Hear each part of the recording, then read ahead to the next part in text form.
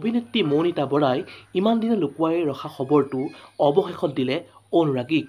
অসমবাসীক আচৰিত কৰি অসমৰ জনপ্ৰিয় অভিনেত্ৰী মৌনিতা বৰাই সকলোকে দিলে এক সুখবৰ। সামাজিক মাধ্যমত অভিনেত্ৰী মৌনিতা বৰাই নিজেই জনাইছে এই ভাল খবৰ। ভাল খবৰটো পোৱাৰ পাছত অনুৰাগীসকলেও সামাজিক মাধ্যমত শুভেচ্ছাৰে উপচাই পেলাইছে মোৰ আপোনাৰ সকলোৰে প্ৰিয় অভিনেত্ৰী মৌনিতা বৰাক। অৱশেষত অনুৰাগীৰ মনৰ আশা পূৰ্ণ হ'ল। বহুদিনৰ অনুৰাগীৰ জল্পনা কল্পনাৰ অন্ত পৰিল অৱশেষত। পোনপ্ৰথমে এটা কমেণ্ট কৰি জনাবচোন, অসমৰ জনপ্ৰিয় অভিনেত্ৰী মৌনিতা বৰাৰ অভিনয় চাই বাৰু আপোনালোকে কেনেকুৱা পায়।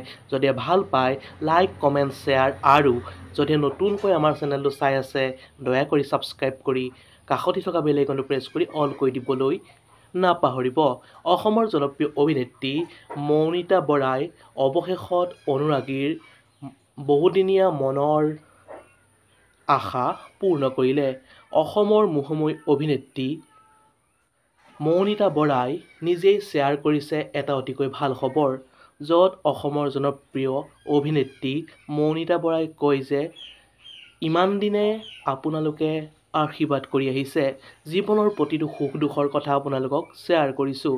অসমৰ জনপ্ৰিয় অভিনেত্ৰী মৌনিতা বৰাই কয় যে আপোনালোকৰ মৰম আৰু আশীৰ্বাদৰ অবিহনে এয়া সম্ভৱ নহ'লহেঁতেন।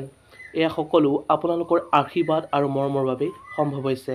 অসমৰ জনপ্ৰিয় অভিনেত্ৰী মৌনিতা বৰাই সকলোকে আচৰিত কৰি কয় যে 2024-25 নাট্যবৰ্ষত থিয়েটাৰ উদ্যোগত অভিনয়ৰ বাবে চুক্তিবদ্ধ হৈছোঁ।